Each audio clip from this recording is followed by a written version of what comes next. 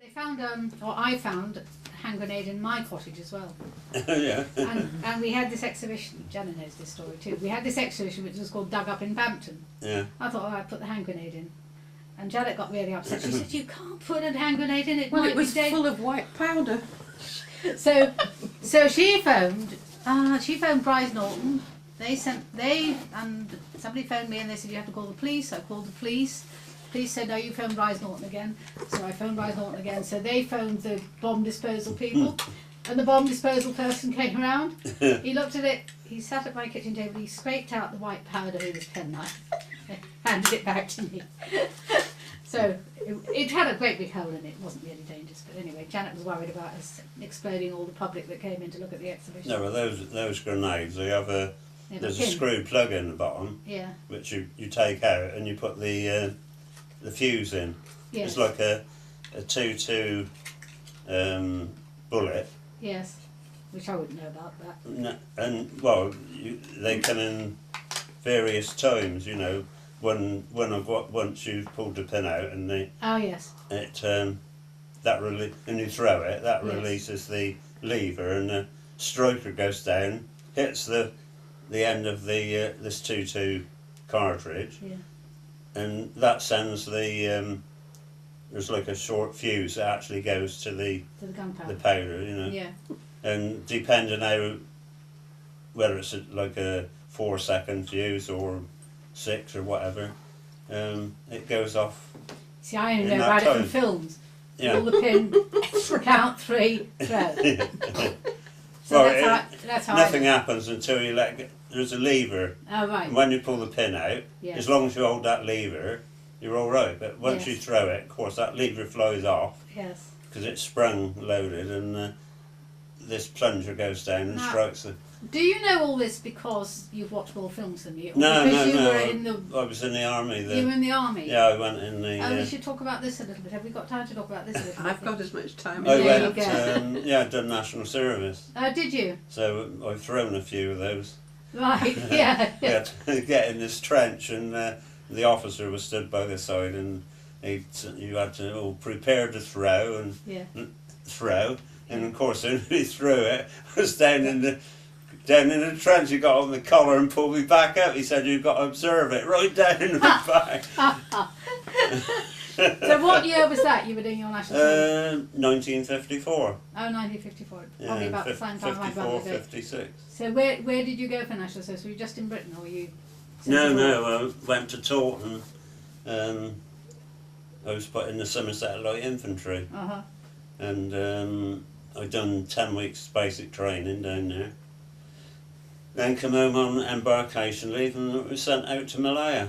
Oh, were you? So I'd done about a year over in Malaya, Yes. which was, of course, it was on active service Yes. at the time, because it was Well, I think. the Malayan emergency. Yes, I think you're the first chap we've talked to who was in Malaya, and that was not an easy war, was it? 'Cause Well, that no, it was a.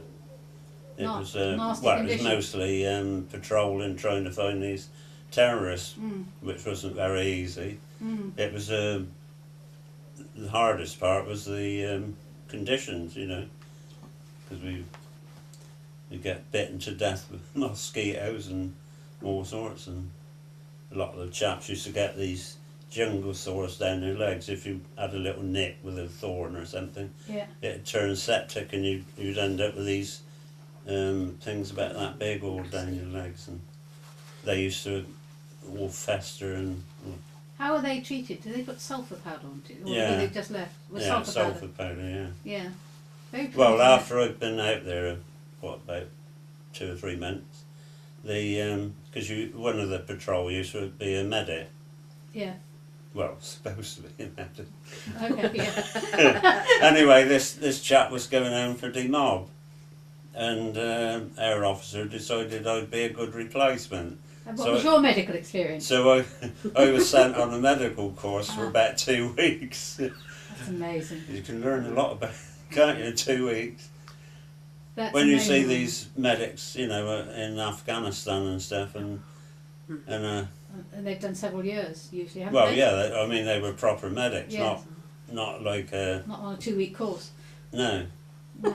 So Yeah, so after that we had this, I used to have to carry this medical pack with dressings and stuff for these jungle sores and thing. We used to get tinea a lot with the sweat, What was it you got? Tinea. Tinea. Yeah, you got it round the crutch mostly. Oh, do you? Oh, so it's like With athlete's sweat athlete's gland. foot, but in other places. Yeah, is yeah, it? Yeah. same sort of thing. Yeah, Yeah. it was a Fungal. fungal thing. Yeah. I Yeah. suppose within that 2 weeks you could be taught what was needed to be Well- known for those conditions. The Thing was out basics. there. It was first if aid. anybody was shot, their chances of survival wasn't very high because, for a start, you had to get them out of the jungle. You might be miles from anywhere, And it's all right them saying, oh yeah, there's helicopters. Helicopters can't land in the jungle. No. They had to have a clearing, Yeah. So unless there was a clearing near where the casualty was, you'd never get them out. Yeah. So, Your memories of that time, are they, I can't say happy, but were they, was it I good found- memories or was it really hard? I found it it was hard, yeah, but I found it quite interesting. I'd rather have done that than soldiering in this country or something like Yeah, that. yeah. Where it's all, Well, it'd be the first time you've been to the Far East anyway. wouldn't it? yeah, it was. And then a bit later on, I was sent on the NCO's carter, but and ended up with one stripe, Lance Corporal, very highly paid position. Well done. Do you know how much extra I got a week? No, Probably 6 17.5p in money. Yeah. it's great. 3 and isn't it? 6 a week 3 and extra. 6 next week, you're one stripe. What was the pay anyway? Can you remember? Well, when I first joined up, it was 28 shillings a week, Yes.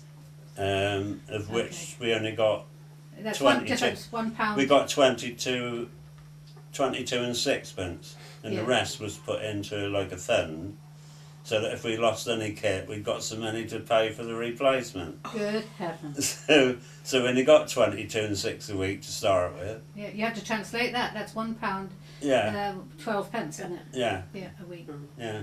It's If you didn't extraordinary. lose anything, did you then get the money that they'd kept back? Oh yeah, you got it Oh, was you- sort of put into like a, well, more or Right. less like a bank account, and it was called credits, Oh, right, You so had you to did have- get it if you You had didn't to have lose your so much in equipment. credits to cover Yeah. any, if you lost a blanket or something like that. Yeah. And and then of course when we went to Malaya, we got what they called a local overseas allowance. That was another 33 shillings Okay. a week. Yes. I used to get £1.50. I used to draw $20 a week, Yeah. which was the equivalent of about, I think it was $9 to the pound in those days. So it was just less than £2. Yeah. But the charwaller, that was a Indian, T-boy. yeah. Yeah. They used to run like a little canteen thing, and you'd go in there and get banana rolls, called banana banjo, or cheese and tomato, or Yeah. something like that. Yeah. He had all their money Yes. Yes. with Yeah. teas He's a and good little businessman, really, isn't he? Yeah. When we first got there, we found there was a native, because these Indians they were contractors. They used to do like everything in the camp, and they used to run like a film show. The barber, he was one of these, and Yeah. the tailor Interesting. and all that, So it And wasn't- they had a boot boy. No. and when we first got there, we thought that was brilliant, having a boot boy. He'd make your bed for you and shine your boots and all that, and we thought that was great. And then we realised that it was a waste of money because we wasn't in camp most of the time. We was out on patrol, so we soon packed that up. Yeah. He used to get all the boots for the whole hut. They were called bashers. They were thatched atap leaves they were made from, and he used to get everybody's boots, and he'd squat down, with his flacking, and he'd got all these boots round, and God knows how he knew which pair went to which bed, you know. But he seemed to. Yeah. No. Yeah. So did you see much action, or was it just patrolling the jungle? Well, it was patrolling. Pulling the leeches Mostly, off. it was waste of time. Was it? Yeah. And did you have a feeling of why you were there? I did see one. We did have one action, yeah. Skirmish.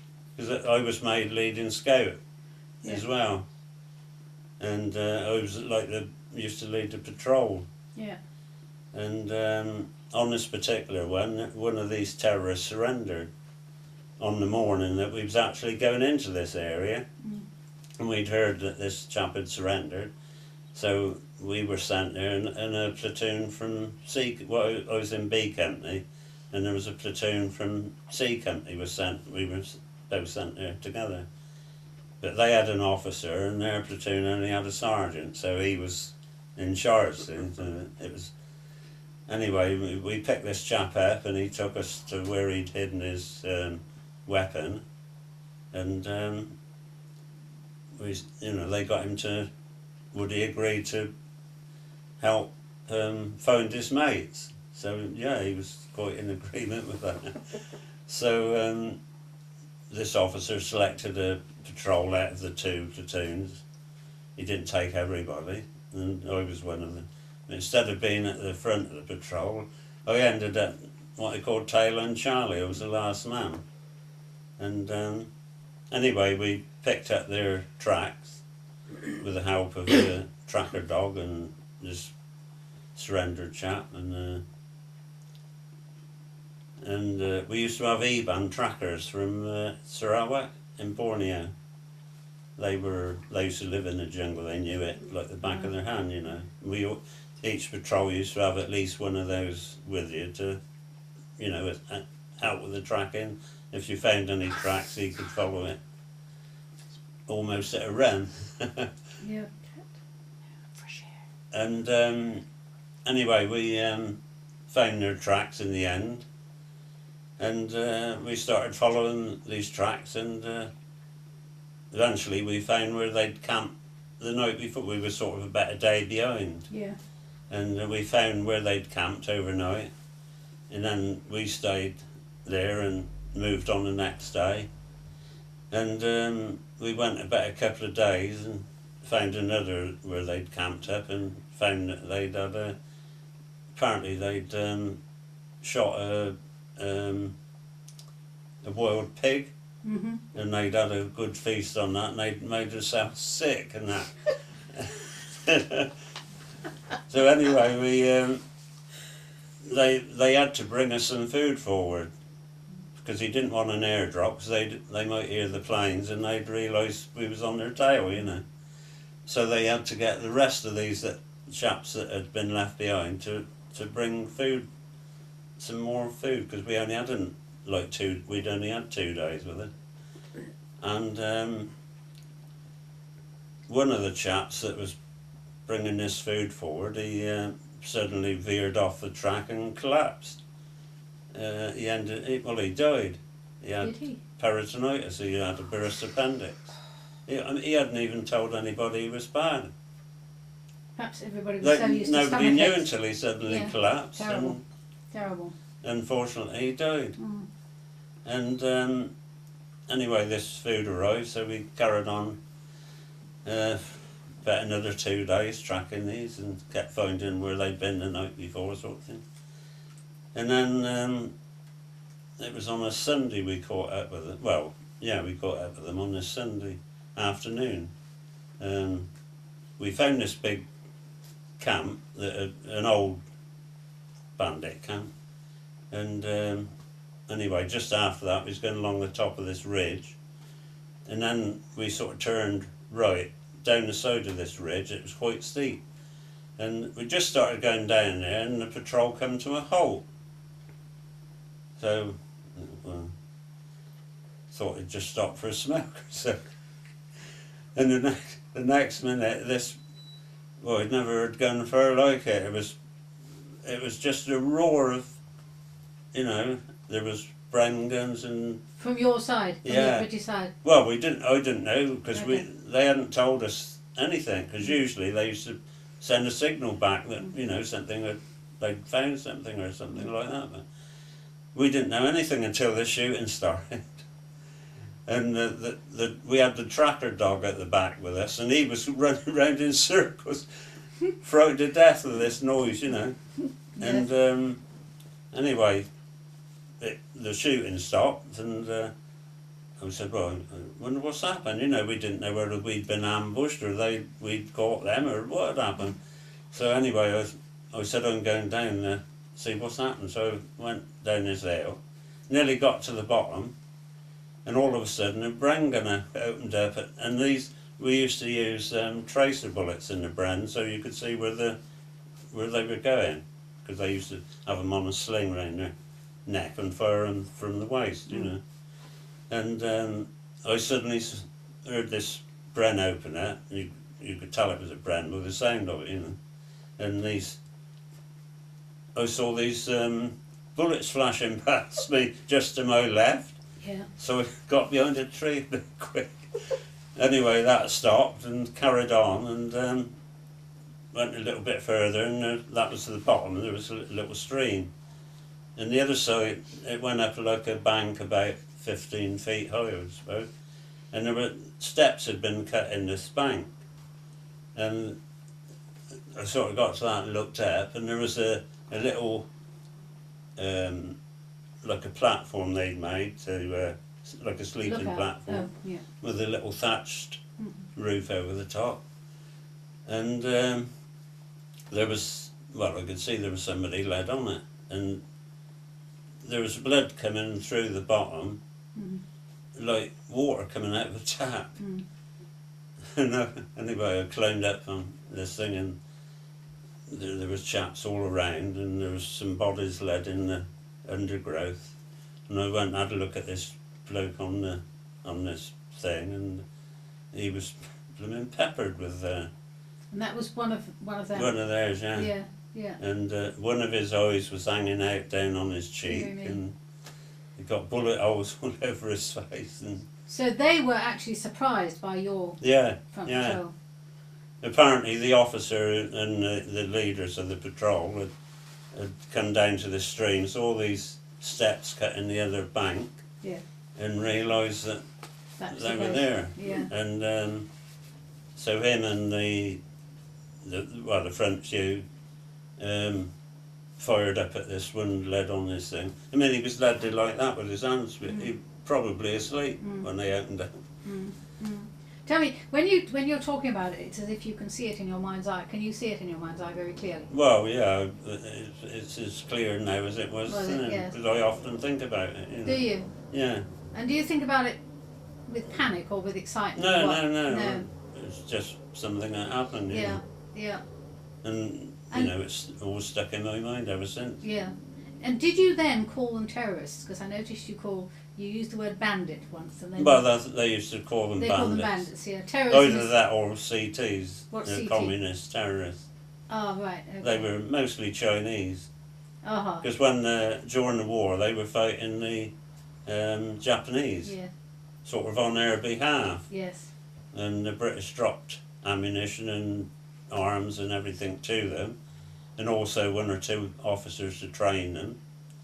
And when the war ended, they were supposed to hand all these weapons back in, but they didn't. So what's new? Because they were all communists, so yes. From the and they were for liberating Malay Communist Party, and they wanted the British out of Malaya, and they wanted to take over Malaya themselves. And with a couple of years after the war, well, 1948 it started, they decided they wasn't going to get anywhere unless they had an armed, you know, so they... Unless they fought? Yeah, they started off by murdering a couple of plantation managers, the rubber plantation, and they declared a state of emergency. They didn't call it a war for insurance purposes, apparently. Really? Because of the rubber plantations and things, the insurance wouldn't have covered any Wartime, yes. if it was declared as that it was a war. Yeah. So it was just called an emergency for that reason, apparently. And that's interesting. and anyway, these I was telling you about these. There was 3 that had been killed, and we found that 2 more had escaped. We found one of their.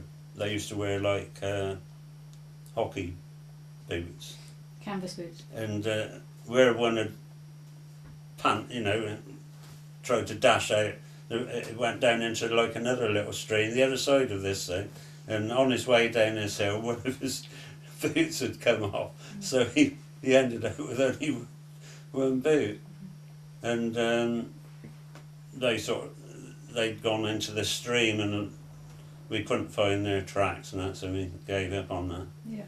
And of course we used to have to bring the bodies out to the police, hand them over to the police, and well, we were over 20 miles in the jungle, and we couldn't carry them back that far. They usually used to tie their feet and hands together and put a pole through and carry them back on a pole, but it was too far, so they got through on the radio and told the base, what had happened.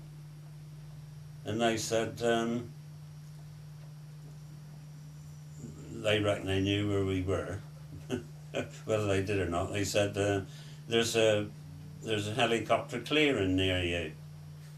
So the next day, we went out on patrol to try and find this helicopter clearing. Well, we couldn't find it. So they decided to drop explosives and axes and stuff to make a clear. Well, they dropped this it's plastic explosive, you can hold a match under it and nothing happens. It needs a detonator to make it blow out. So they dropped all these tools, and we set to, I don't know, must have spent about 3 days making this, blowing the trees down, and then we had to get them out of the way, and they done that, and they was going to come in with a helicopter with some new troops, and they were going to take us and these bodies out. But this helicopter come in and landed with these troops on board, and of course when they come in, the tops of the trees all sort of get sucked in. And he came in and he landed, and it was a naval helicopter, and the pilot got out and he said, it's not big enough, the clearance not big enough. He said, He said that on the radio before landing or after he landed? He'd landed. He'd landed, okay. Yeah, he got out and he said, I'm not going to be able to take you out. He said, I should be lucky if I get off the ground. Because they're not really supposed to go straight up like that. They lift off and sort of go forward. And anyway, he decided he'd try and get out, and they lifted off the ground, and we was all, of course, you get all this debris flying at you, and he lifted off the ground, very carefully, and he was trying to go straight up, but he seemed to be drifting back to so the tail rotor was near the trees, we were sort of, waving him to go that way a bit.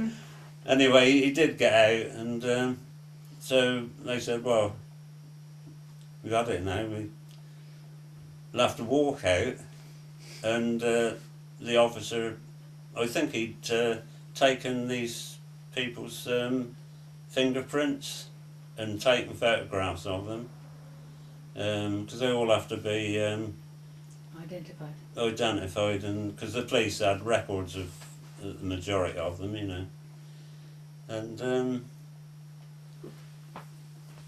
the bodies must have been rank by this time. Well, we were camped a little distance away from them, and the smell was terrible. It's the worst smell I've ever smelled.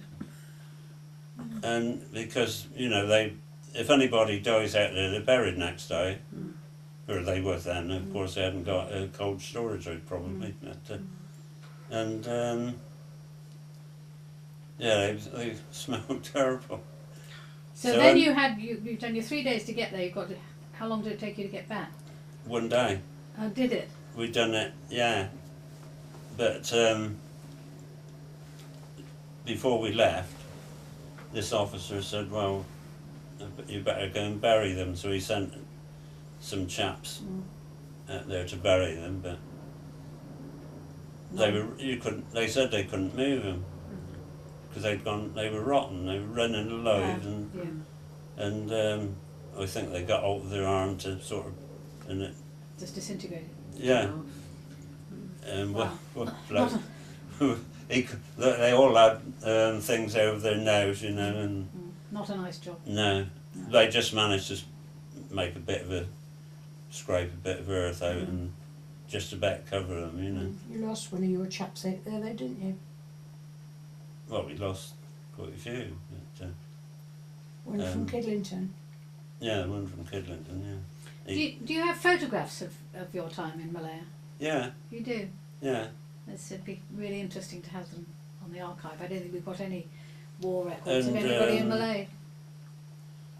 So another helicopter come in. Oh, in the meantime, the last sort of day, we had one of the sea company chaps went down with fever. So he was in a pretty bad way. And then one of our chaps he was boiling up some water for a cup of tea. And he knocked the can over and scalded his foot. So they obviously couldn't walk out, and they had to send a small helicopter come in, a little RAF one, and just about enough room to get 2 people on board. So he come in and landed, and we put this sick bloke on board, and this other chap, and he managed to get out with them okay.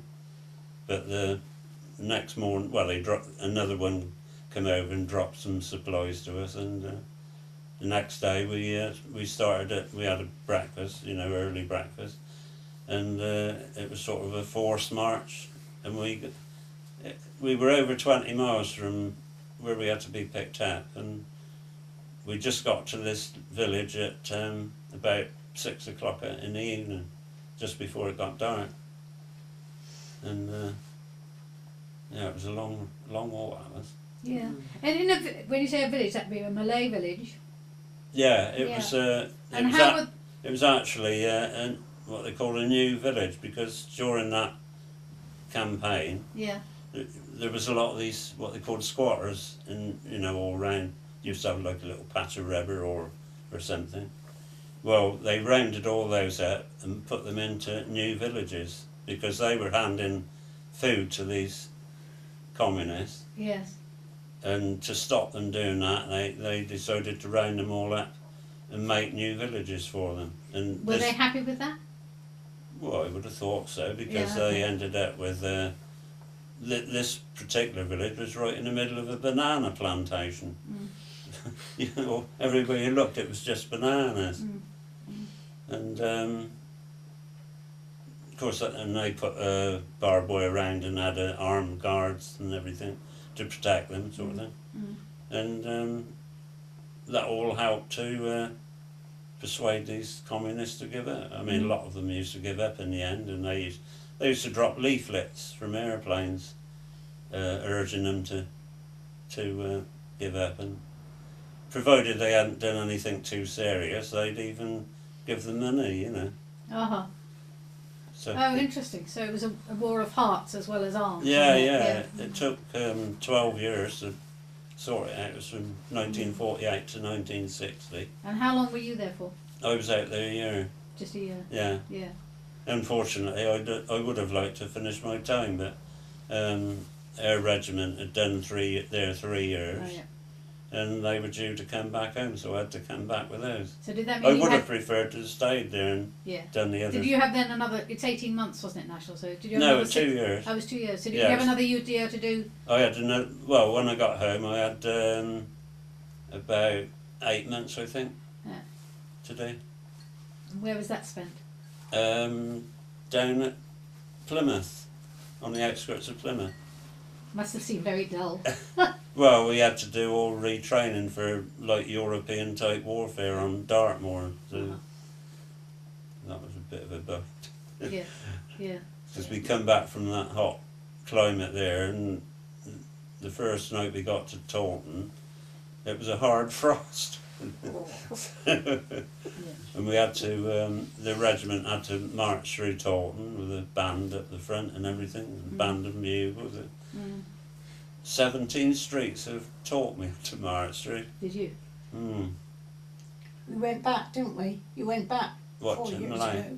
Yeah. 4 years ago to Malaya, didn't We you? went 2004, because I go to the reunion. Oh, do you? They have a reunion just for the ones that were in Malaya. Yeah. And one of the chaps, he wasn't in the regiment, his father was. He was a sergeant. He got killed in Malaya, and his son had been to Malaya to see his grave. And he used to come to these reunions every year, and he got a trip up. There was about, was it 59, wasn't it? Yeah, 59 of us went. Well, you know, with some had wives, and Yeah. 21 days we had. and we went back, and we sort of we landed at Penang to start with and spent a few days there. Then we went across the mainland, and we went to a cemetery at Batu Gajah, where 2 of our chaps were buried, and a lot of the King's Own Yorkshire Light Infantry who got killed were they were all buried in there because they were stationed at that part. And then we gradually worked down through Malaya, called in at several cemeteries, and then we stayed at a golf. No, we went to the Cameron Highlands, didn't Cameron we? Islands next. First for 2 nights. 2 nights, which is up in the mountains, the more like the climate back here, Yeah. because it's quite high up. Yeah. And then we went from there to this. No, we went to the golf sanctuary first, didn't we? And then we went to there, and then we went down to Kuala Lumpur, and stayed in the Equatorial Hotel, quite near the Twin Towers. We went to the big cemetery, Christian cemetery at Kuala Lumpur, where most of our chaps are buried. And Is that looked after by the War Graves Commission?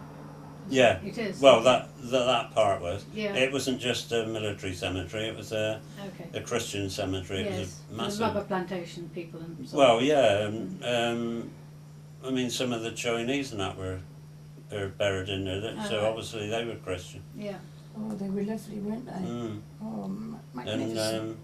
I had been there before, because just before we came home, they had a farewell parade there, you know, a service thing at the cemetery, and I was picked as one to represent my platoon. Yeah. So I had been back there, but Yeah. it seemed different to me. Did it? I'm sure that the graves had all been rearranged in straight rows and everything, and I'm sure it wasn't like that when I went down. Right. So I think they'd They tidied it. reburied them, or that's what I got the impression anyway. Yeah. That's really interesting for us because we haven't got anybody speaking about that And particular war. the High Commissioner in Malaya, he was killed in a road ambush, and he's buried in there. He's got a big slab. We saw, didn't we? He was going up into one of these hill stations for the weekend, I think, and going up this hill, and they'd put a big log across the road. Of course, in this Rolls Royce, got all the pennants out and everything. The car came to a standstill, and these were in the undergrowth up on the bank, and they just opened it, and he had his wife and secretary and everything in the back of this Rolls. And apparently this High Commissioner, he got out of the car, to draw the fire away from his wife and that or something, and they sort of shot him down, and his wife and that was all right. Amazing. So They- it worked. Yeah. They did have an escort. Well, by the time that had come out, this Sir Henry Gurney, his name was, the Lady Gurney, she said to this chap who was the escort, it was like a little ferret car, scout car thing, I think. Mhm. She said, "Is Sir Henry dead?" And he said, "I'm afraid he is." Mhm. And that was it. They've still got his car in a museum out there somewhere. Mhm. This Rolls Royce with all the bullet holes Yeah. in the bodywork. Yeah. Amazing. Mm. Well, do you think we better get back to Bampton? We've been in the jungle of Malaya. Yeah. We better get back Yeah. to talking about Bampton. But thank you. You know, that was really, really interesting to hear about that. We haven't had anybody talk to us about their time in Malaya. Or in the Far East. as No. well. No. So it's really good to have that. It was. I liked it out there because I felt we were doing something useful. Where, you know, just normal. When we got back to England, it was It just seemed like a waste of time. parades and stuff like that. Spit and polish. Guards, yeah, Yeah. inspections and all that. Well, we didn't have anything like that out there. No. We were. It was. Doing the job. I mean, we didn't even shave or anything. If we were out in the jungle, we used to come back with a beard practically, you know. Yeah. Because, you know, if you nick yourself, it only went septic and you ended up with sores and all sorts. So we give up on shaving. Yeah. Yeah. Oh, understandable.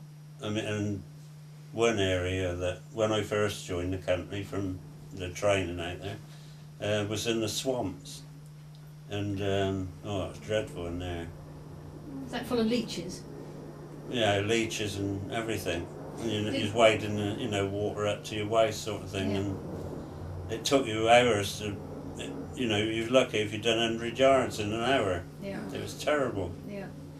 And luckily that was their last patrol there, and then we moved to a different area. We swapped areas with the Hampshire Regiment, Mhm. so they had that, and They had the swamps. we went up into